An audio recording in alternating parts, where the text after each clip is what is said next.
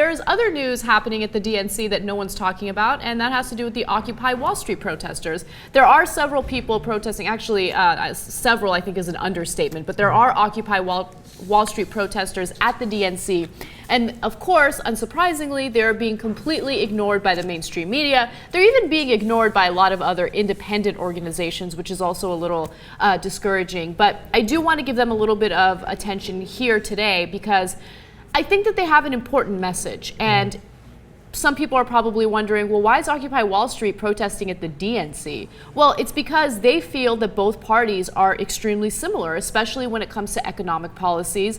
A lot of the protesters there are also protesting the fact that Obama has done the drone strikes and the signature strikes. Some of the violations on our civil liberties are also part of this protest. And another really interesting thing that some of the protesters have brought up was the National Defense Authorization Act, which allows the government to detain suspected terrorists, U.S. citizens, indefinitely without a trial. Of course, these are all valid concerns, and this is something that I love that they're protesting about, but no one wants to have an inconvenient protest, so they're literally being pushed as far away from the DNC as possible, so no one's really noticing them, and they're not really that inconvenient. Unfortunately, the turnout wasn't really that large. There were some protesters that were going to do their thing at Wall Street.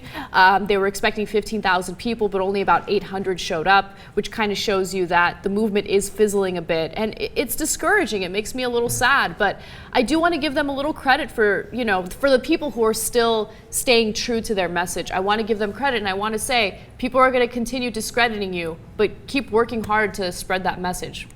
Yeah, it definitely has fizzled. I don't think anybody doubts that, and that's partly why it's not getting the coverage that it was, and also because this isn't just any protest. This is at the DNC. You're not allowed near the convention center. There's lots of police and everything, so it's hard to be in the eye of the cameras when you're God knows how many blocks away. And the numbers, look, 800 people is still a lot of people, but it's not 15,000, and I don't even know if 15,000 would be enough to get a lot of notice. And even if you did get notice, what I think is so interesting about these protests and the way that the right-wing Romney supporters like to portray the protests, if they did cover this, here's what they would say.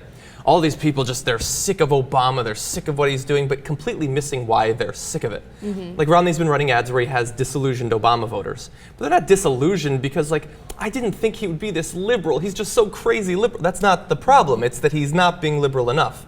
So it's disingenuous to portray these people as, well, now we're sick of Obama, we're going to go for Romney. And that's not the case at all. That is not the case at all. They feel like both parties are just unbelievably similar when it comes to economic policies. And I can totally understand that. I can relate to that. And I understand that Democrats want this to be a time to rally support for President Obama. And when you really look at it, Obama is the lesser of two evils. I mean, Romney would be a complete and utter nightmare for reproductive rights, for economic policy, for a wide variety of things. But at the same time, you have to find that subtle balance between holding the president accountable for his actions and also supporting the Democratic Party. And that's a very hard balance to find. Now, Mark Apollo here are some of the protesters, and I think a few of these signs are actually pretty good. The two corporate parties sell out the people. I think that's a pretty straightforward message, and it's not wrong. More years of drone attacks, deportations, signed amendment to what does that say?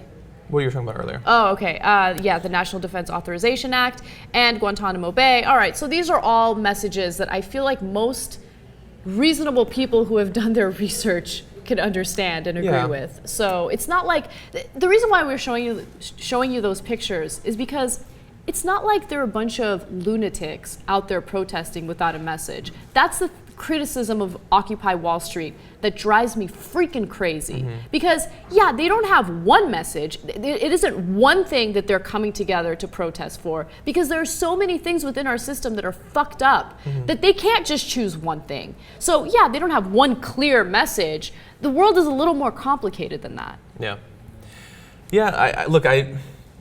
I like that they're protesting. It's probably not going to have much of an effect at 800 people or whatever numbers they're able to rally. I don't like, it's one step towards political sophistication to say the parties are similar in some ways and being able to lay out the ways in which they're similar. And people who don't know anything about politics can't see that. So that's one thing. But to then immediately say, well, then you shouldn't vote. That bothers me. That's not. They're not the same. Similar does not mean the same. They're not going to have the same effect. To say that the Democrats and the Republicans are the same is to assume that having George W. Bush in office is the same as if Al Gore was in office, and Romney and Obama, the same outcomes. It's not the same outcomes. It's ridiculous to say. The country would be entirely different. The world would be entirely different if Al Gore had been elected rather than George W. Bush. But there were people back then saying the parties are the same and your vote doesn't count. So look, your vote may not count as much as it should. That's the electoral system that we have. But protesting can bring us closer to the country and the political environment that you want.